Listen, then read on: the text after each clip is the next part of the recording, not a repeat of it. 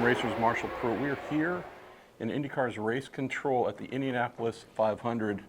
This tall drink here is race director Kyle Novak. So this is your home. This is where you and the entire IndyCar officiating crew do your work, try and keep these 34 crazies under control during the month of May. You have some enhanced capabilities to do that, and that was the introduction of the EM Marshaling system. So all of the various camera angles behind us, you and your team are monitoring, interacting with that, but you now have an even higher level of computer-based information and actualization where you can see what's happening, make decisions, report back, turn lights on, communicate with all your local flaggers. This is just a pretty insane layer that's been added on top of what you already had.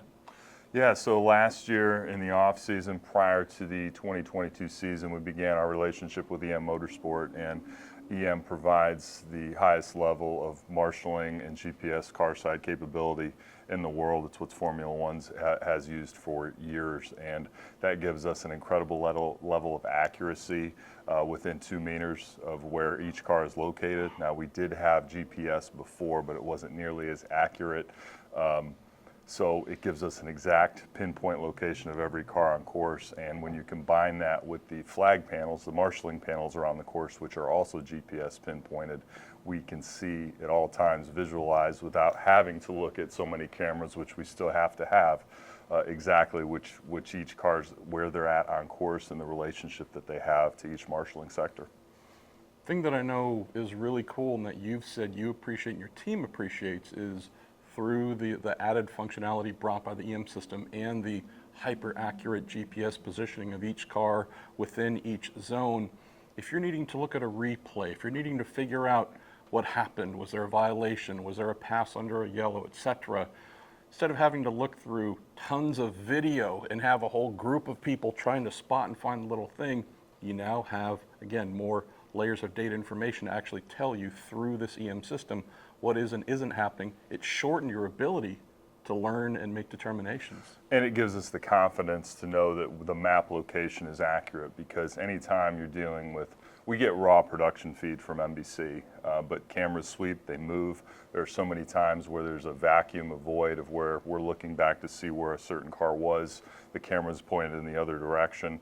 Now we know exactly where that car was with 100% confidence of what's going on. And to take that one step further, maybe most of the people behind the scene, the fans don't know this, IndyCar qualifying is actually more complicated than the race. We have a very complex rule structure that involves flagging, especially exact locations of where those cars are, local yellow rules, and it was very difficult to do. We made our way through it with other more analog means, but now more in the digital age, we have 100% confidence that we can enforce those rules to 100% accuracy.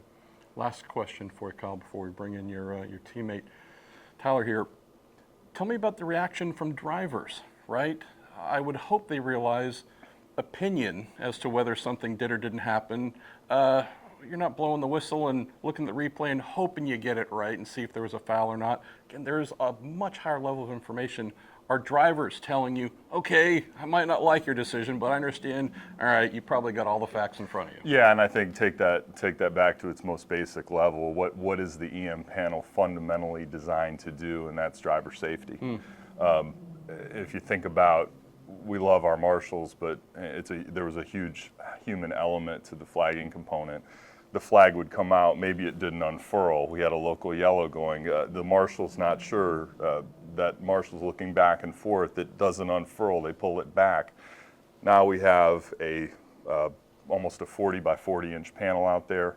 You can see these things from outer space. I mean, when we did the first initial light test, Marshall, you could come around the corner at the road course at turn 6 and you could see them all the way clear as day down to turn 7, over a quarter mile of the straightaway. So driver safety first and foremost. The biggest thing we've seen with driver feedback is, I can see these things now. There's no doubt that a flag was out. There's no contrasting background that's throwing off the flag. So that's the biggest aspect that we like the most here at IndyCar is driver safety, of course.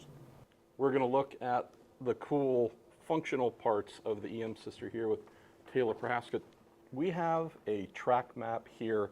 We're not able to press all the buttons because we have 2-seaters on course and we don't want to mess with Mario Andretti or anyone else, but you have, this isn't a little DJ set and your DJ horn, although that is something we should consider adding in. But tell folks about how you and your race administration DJs use what you have here. So this is a collective suite of all the tools available to our crew here. So we have everything from radio communications to the track light and track status interface here, and we even have some kind of external interface boxes we've made to help improve response time on ovals. Jim Swintel, main operator here. One of the key things about ovals obviously is the speed at which things happen are quite heightened compared to maybe say a traditional road course. So we want to make sure we can trigger a full course yellow or what have you as fast as possible. So even though the system is full digital, we have the ability to press a full course yellow and send that command. We've basically made it to where it's a very quick press of a switch. We can immediately route that into the signal and trigger the track as quick as possible. But effectively here, the goal for me as the electronics engineer is to provide the tools to race control to best cater to what they're most comfortable with, to what they can best serve the series and the drivers and the safety crews to keep them safe and to keep things moving as smoothly as possible. So this system has been a great integration. Obviously, we have tons of control. We have all the local sector flag conditions up top. Obviously, we don't leverage those at the ovals, but all the road courses, we have all those conditions at the top, all the full course conditions at the bottom from yellow, red, green, start, abort, all these kinds of details. We have all that control right here. Obviously has all the timing and scoring and weather information so everybody's informed on exactly where we are. It's fully integrated with our timing and scoring network as well, so all those two layers mesh on top of each other.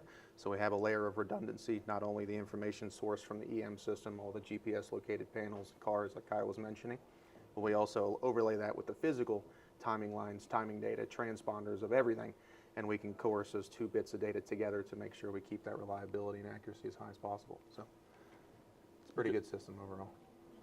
Rising star here within IndyCar, all about cutting edge technology. And what do we have right next to this amazing system? My favorite part of race control. If you order a number 2 with cheese, it'll come out here for the fry cook to make. And also, if you happen to violate pit lane speed limit, there is an old school paper printer that comes out. Kyle's telling us teams don't get to see this. This is just for them. But really and truly, when you place your drink order at Starbucks or order your burger, it's pretty much the same printer going on back in the kitchen. So I love this. So the highest of tech and pretty darn basic stuff. But both of them work here. Thanks again, brother. Absolutely. Thank you.